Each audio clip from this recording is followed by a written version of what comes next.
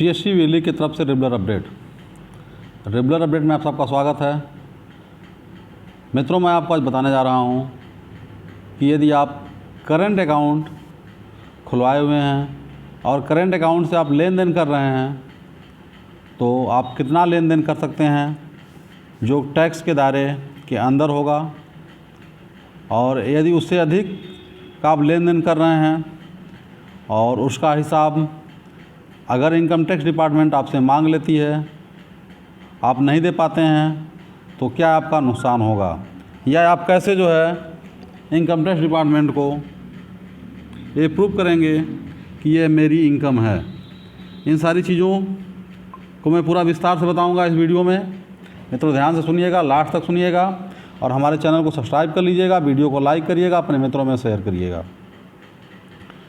चलिए मित्रों, मैं बता रहा हूँ आपको कि यदि आप किसी भी बैंक में करंट अकाउंट खुलवाए हुए हैं और उस करंट अकाउंट के माध्यम से आप 40 लाख रुपए तक का जमा या 40 लाख रुपए की निकासी आप करते हैं और आप चाहते हैं कि मुझे इनकम टैक्स डिपार्टमेंट को इसकी जानकारी नहीं हो रही है, तो ये आप गलत सोच रहे हैं। मित्रों, जैसे ही आप ये आंकड़ा को छूते हैं 40 लाख रुपए का, चाहे जमा हो या निकासी हो, ये automatic bank income tax department को रिपोर्ट कर देती है। तो भी आप सोच रहे होंगे कि मैं 40 लाख रुपए ज़रूर निकाला हूँ, लेकिन मैंने पैन कार्ड नहीं लगाया हुआ है, मैंने 40 हज़ार या 49 हज़ार रुपया करके मैंने निकाला हुआ है।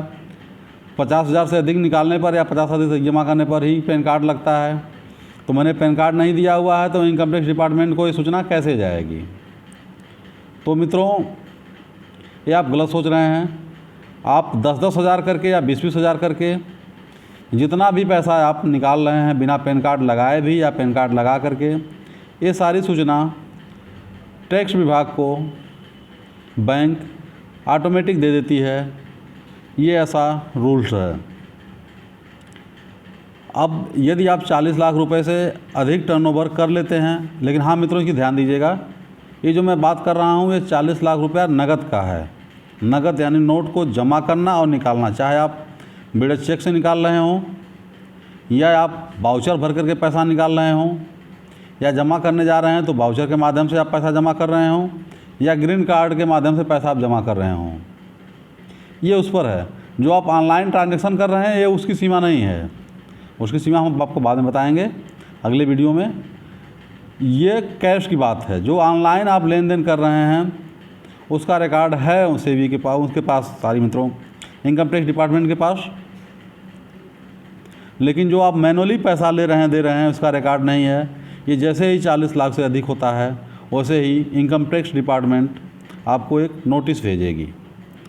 अगर आप जो है 4418 या ITR 3 में आप अपनी इनकम को दिखाते चले आए हैं, दिखा रहे हैं, और वह इनकम के अंतर्गत आपका इनकम पाया जाता है तो ठीक है, लेकिन ऐसा कहीं ना हो कि आपने 40 लाख रुपया, हमारी सीमा है 40 की जगह पर आपने 60 लाख रुपया जमा किया हुआ है, कुछ निकासी भी किए हुए हैं, और आपने जो ITR दाखिल कर रहे हैं वह उस पैसे के कंपेयर में बराबर में नहीं है, कम है। तो जो भी आपका एक्सेस पैसा होगा, एक्स्ट्रा पैसा होगा, उस पर 60% टैक्स विभाग आपको टैक्स वसूल लेगी और आपके पास केवल 40% ही बचेगा।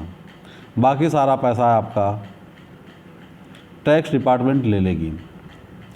हाँ, इसके अलावा आप बचाने के विकल्प आपके पास और भी हैं कि जो आपका एक्सेस पैसा हो रहा है, आपने 40 लाख से अधिक का लेन देन किया हुआ है, इसको आप दिखा सकते हैं कि मैंने लोन लिया हुआ है या मैंने मित्र से उधार लिया हुआ है। तो अब सवाल ये उठता है कि अगर आप लोन लिए हुए हैं तो लोन किस डिपार्टमेंट से लिए हुए हैं, कौन दिया हुआ है लोन, उसका भी डाटा आपको लगाना पड़ेगा। या किसी मित्र से लिए हुए हैं तो इनकम टैक्स डिपार्टमेंट उस मित्र के पास नोटिस भेजेगी और उनसे पूछेगी कि आपने फला व्यक्ति को यानी आपको ये पैसा जो आपने दिया हुआ है, ये आपका इनकम का सोर्स कहाँ से है, आप इनकम कहाँ से लाए हो। अगर सही जवाब वो नहीं दे पाता है आपका मित्र, तो भी आपका ये नुकसान होगा, आपका मित्र का कोई नुकसान नहीं होगा। तो ऐसे दशा में आप करंट अकाउंट अगर खुलवाए हुए हैं तो लेन देन का विशेष ध्यान दीजिए। इसमें बहुत सा ज़्यादा लोग इस समय इस परेशानी में पड़ रहे हैं।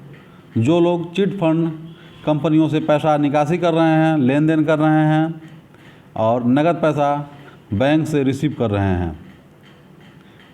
लेकिन मित्रों, हमारा कहना ये मतलब ये नहीं है। हमारा कहना ये है कि आप लोग अपने जो 40 लाख का दायरा है उसको ध्यान में रखें, ध्यान में रखकर काम करें। अगर आपकी इनकम 40 लाख से निकासी 40 लाख से अधिक की होती है या जमा 40 लाख से अधिक का करते हैं तो उस पर ITR आप दाखिल करें, या GST आप रिटर्न फाइल करते हैं तो GST को भी ध्यान में रखें। और ध्यान में रखकर काम करेंगे तो भविष्य में आपका बहुत ही ज़्यादा लाभ होगा और आप बड़ी परेशानी से बचे रहेंगे। तो मित्रों, बस इस वीडियो में इतना ही। अगला वीडियो में फिर लेकर के हाजिर होऊंगा। अगर हमारे वीडियो को आप पहली बार देख रहे हैं तो हमारे चैनल को सब्सक्राइब कर लीजिएगा। वीडियो पसंद आए तो लाइक करिएगा, अपने मित्रों में शेयर करिएगा। और मैं मित्रों अगली वीडियो में आपको ITR कैसे दाखिल किया जाता है, GST फाइल कैसे रिटर्न की जाती है, नई GST कैसे बनाई जाती है, इन सारी चीज़ों का मैं वीडियो लेकर के अगली बार मैं हाजिर होऊंगा। तब तक के लिए मित्रों नमस्कार।